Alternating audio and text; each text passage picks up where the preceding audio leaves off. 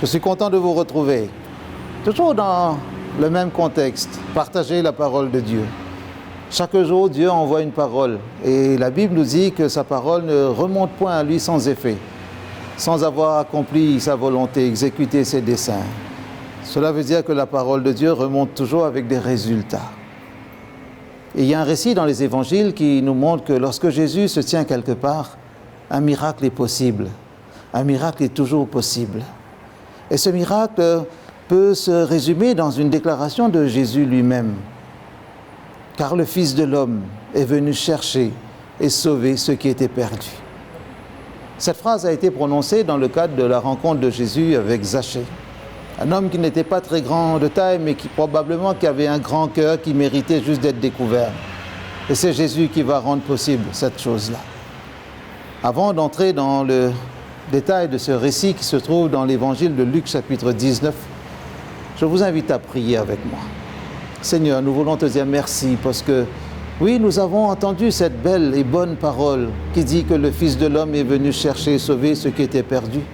Nous voulons encore nous mettre à l'écoute de ta parole pour comprendre encore cet événement. Et s'il y a quelqu'un qui est connecté, qui se sent perdu aussi, qu'il entende résonner cette bonne nouvelle et qu'il comprenne aussi que lorsque Jésus se tient quelque part, un miracle est toujours possible. Qu'il en soit ainsi au nom de notre Seigneur Jésus lui-même. Amen. Je vous ai dit Luc 19, vous avez bien noté. Alors prenez votre Bible dans Luc chapitre 19 quel que soit le support sur lequel vous allez lire le texte biblique, ce sera le même. Et c'est à vous de comprendre aussi ce que Dieu veut vous dire en cet instant. Luc chapitre 19, à partir du verset 1er, on comprend qu'il y a là quelque chose de fascinant. J'aime bien la manière dont Luc raconte cet événement. Il dit « Jésus étant entré dans Jéricho, traversait la ville ». On comprend qu'il n'avait qu'un objectif, traverser la ville. Comme cela vous est probablement arrivé, le besoin de traverser un endroit important, peut-être où il y a beaucoup de gens, un endroit commercial et un endroit où les gens aiment bien se rassembler, se réunir. Et il n'y a pas, visiblement, il n'y a pas d'autre chose programmée. Et voici, nous dit le texte, un homme riche appelé Zachée, chef des publicains, cherchait à voir qui était Jésus. Jésus, Luc dit qu'il devait traverser la ville, et on a un autre renseignement, un homme qui voulait voir qui était Jésus. Quand nous comparons ces deux versets ou ces deux indices, nous n'avons pas le sentiment qu'il s'était donné rendez-vous. Mais je vous ai dit tout à l'heure, lorsque Jésus se tient quelque part, un miracle est toujours possible. Alors, Luc continue, certainement après avoir glané tous les détails autour de ce personnage, mais il ne pouvait y parvenir à cause de la foule, car il était de petite taille. Zachée cherchait à voir qui était Jésus. Et visiblement, il y a là plusieurs obstacles sur lesquels nous allons revenir dans quelques instants. Astucieux comme il est, c'est quand même un chef, il doit avoir quelques idées pour sortir un peu de situations difficiles, délicates. Un chef, c'est quelqu'un qui trouve toujours une solution à un problème, parfois même plus d'une solution pour un seul problème. Voilà sa solution. Verset 4, il courut en avant et monta sur un sycomore pour le voir parce qu'il devait passer par là. Vous avez bien compris comme moi que Zachée voulait voir sans être vu. Comme beaucoup de personnes qui aiment bien observer, parfois en se cachant derrière les autres, en se cachant derrière un rideau, une fenêtre, en restant dans une voiture et bien observer. Je n'ai pas dit épier, je n'ai pas dit espionner, je n'ai pas dit surveiller, j'ai juste dit regarder sans être vu.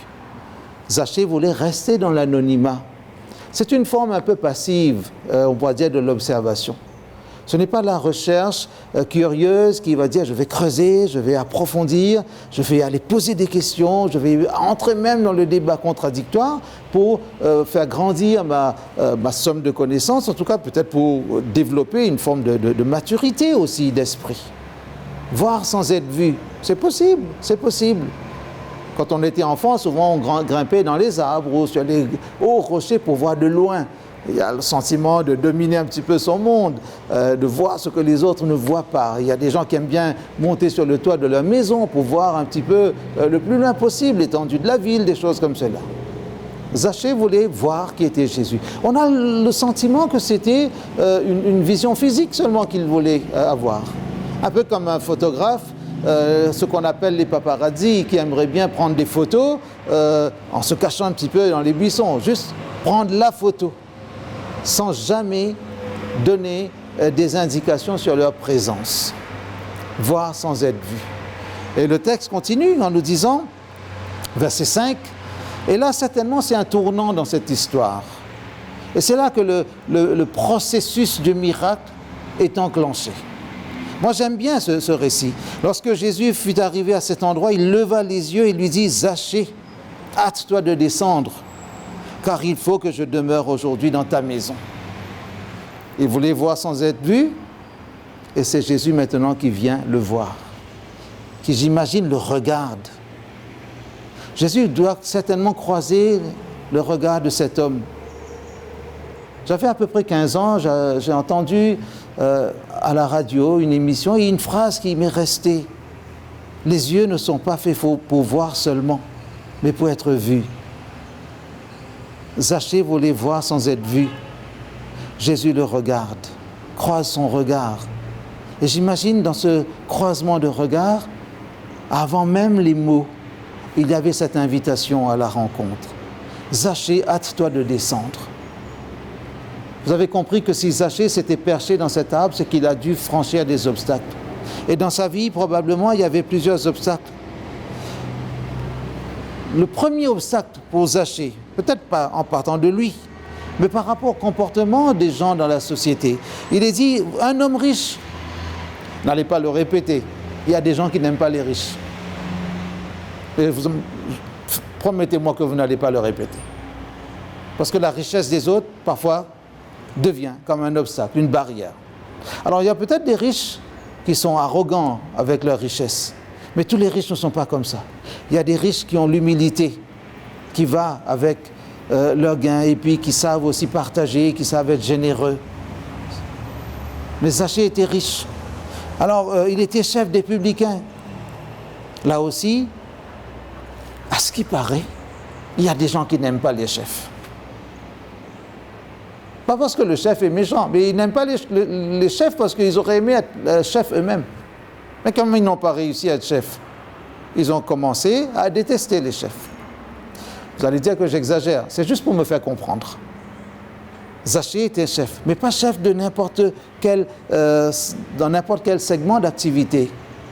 Il était chef des publicains. Les publicains, c'était des collecteurs d'impôts.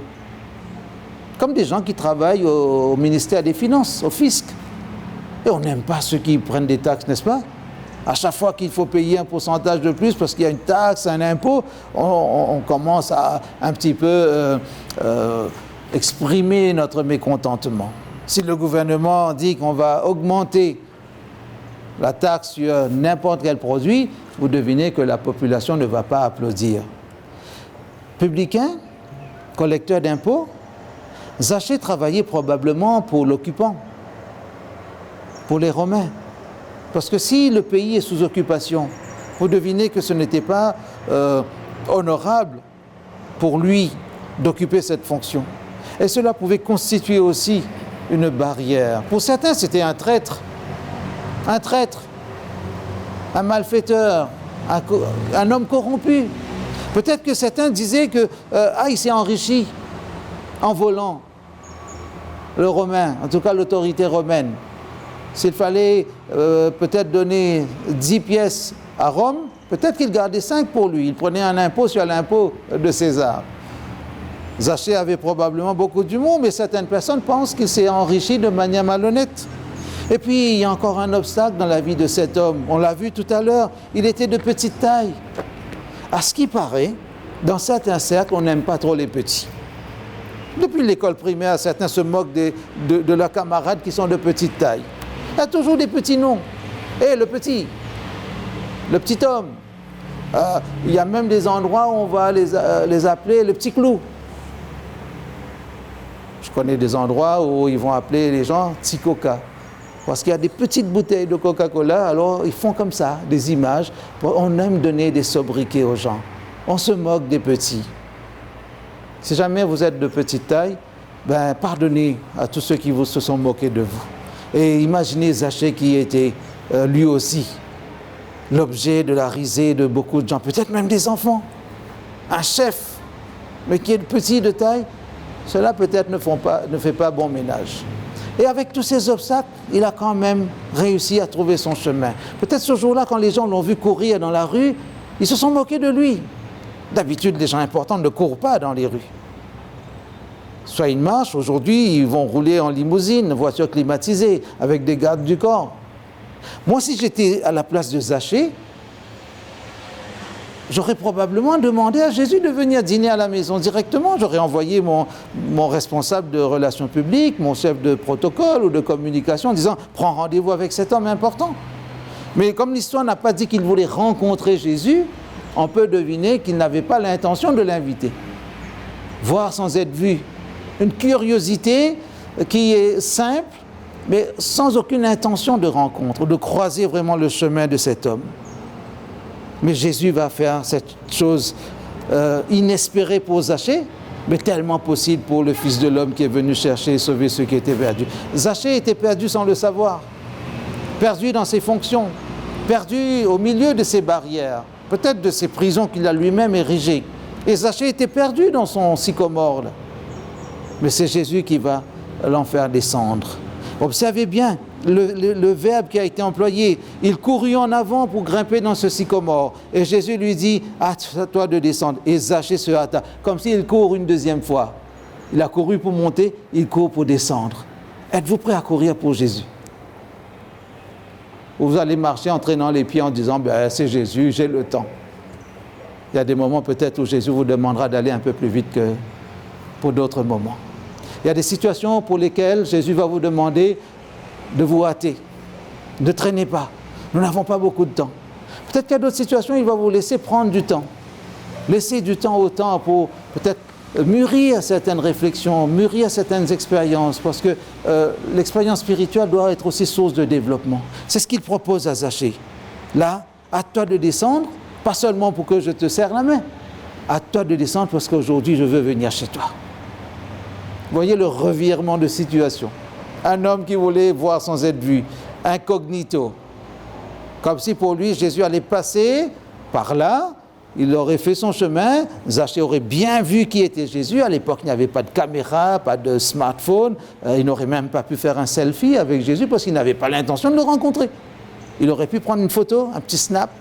Peut-être il aurait posté sur son compte ou sur son profil. Mais bon, ce n'était pas vraiment ça qu'il voulait.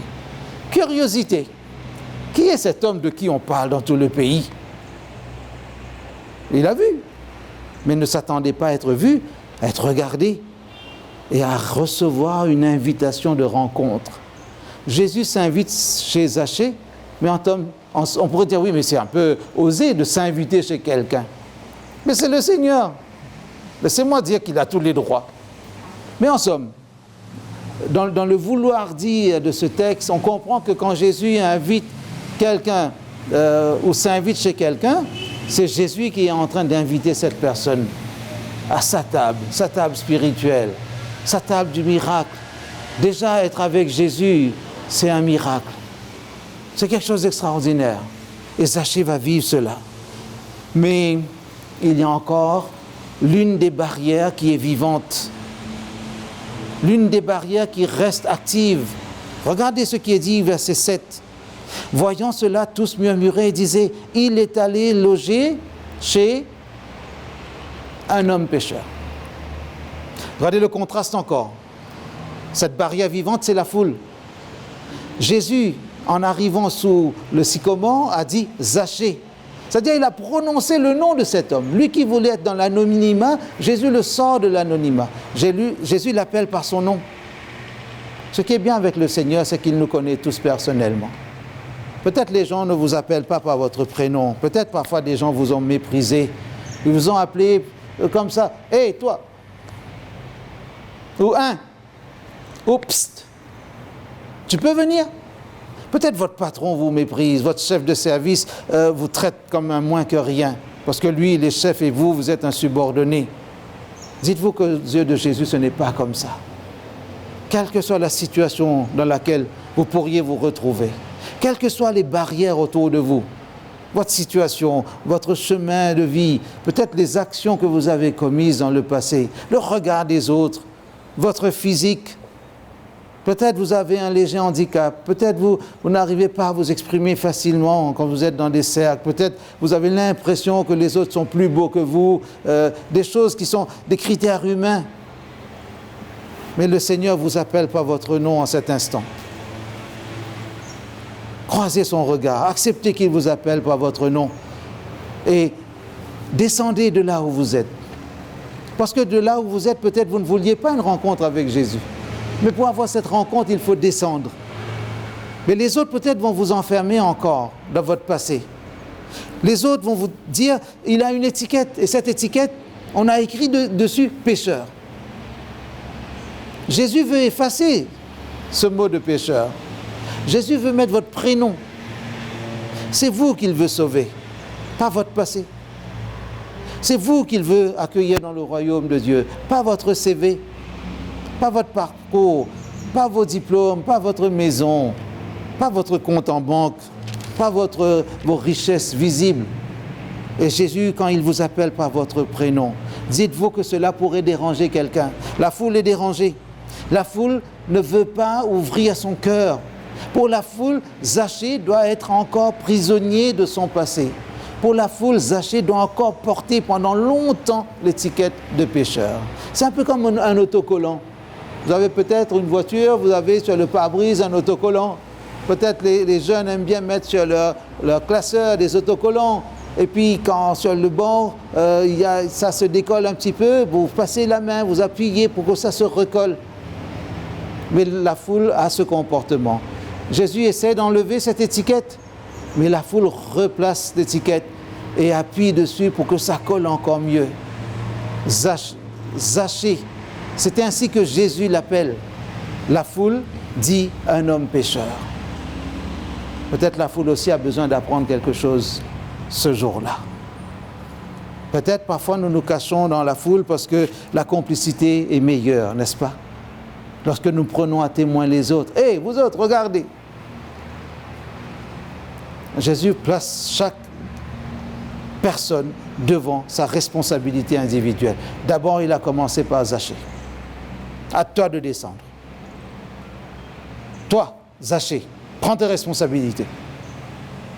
C'est peut-être un peu provocateur de la part de Jésus.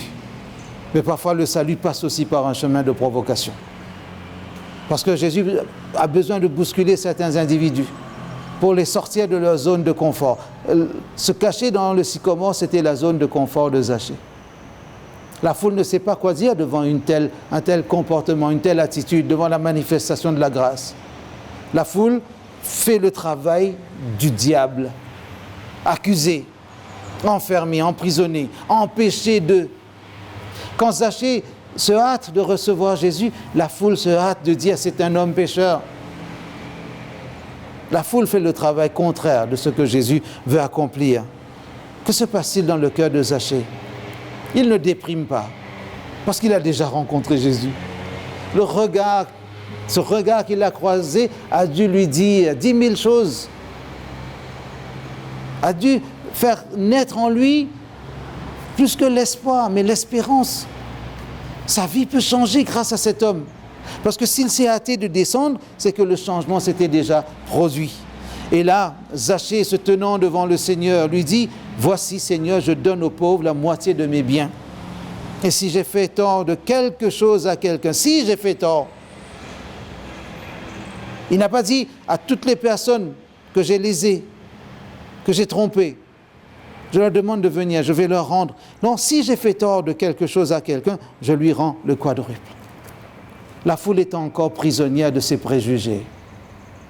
Et quand nous sommes remplis de nos préjugés, nous n'aurons jamais le courage, la volonté, la générosité, bref, la capacité de libérer quelqu'un.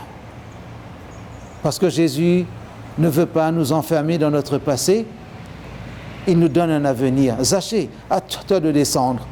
Je te libère de ta prison indirectement.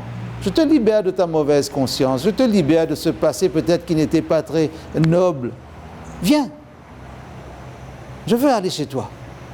Ensemble, quand je viens chez toi, c'est toi qui viens chez moi. Nous ne rencontrerons pas Dieu par hasard. Vous ne rencontrerez pas Dieu parce qu'il s'est perdu dans votre quartier, dans votre rue, dans votre village, dans votre ville. Vous ne rencontrerez pas Dieu parce qu'il a perdu son chemin et puis il dit ah oui, et puis vous direz j'ai rencontré Dieu par hasard. Dieu ne se rencontre pas par hasard. On pourrait penser, je vous avais dit dans les 2 premiers versets qu'il n'y avait aucun rendez-vous pris, aucune rencontre prévisible entre ces 2 hommes.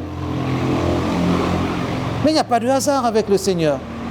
La phrase « hâte-toi de descendre » est la phrase clé pour dire que probablement cette rencontre, je l'avais déjà prévue. Toi, tu penses que tu ne m'avais pas vu, mais moi, je t'ai vu. Et d'ailleurs, pourquoi Jésus appelle Zachée directement par son prénom? N'est-ce pas parce que c'est le Seigneur qui peut relever, restaurer, provoquer ce phénomène de résilience. Et Zachée, j'imagine, si la résilience c'est cette capacité de rebondir, j'imagine Zachée en train de rebondir ici. Alors quand Zachée fait cette déclaration, confession, il dépasse même la loi. La loi de Moïse ne demandait pas de faire tout ça. Mais Zachée va encore plus loin. Parce que quand il a été bénéficiaire du plus grand don, la présence de Jésus, chez lui, s'il a été bénéficiaire du plus grand des miracles, la confession, la conversion, la transformation, vous imaginez qu'il était prêt à ouvrir tous ses comptes en banque. Il était prêt à ouvrir sa maison. Et Jésus observe cela. Et si Jésus fait la déclaration suivante, c'est qu'il a dû lire dans le cœur de Zachée de la sincérité pour cette conversion, pour ce changement, cette transformation. Il dit, Jésus, au verset 9, Luc chapitre 19, si au cas où vous auriez oublié, le salut est entré aujourd'hui dans cette maison parce que celui-ci est aussi un fils d'Abraham.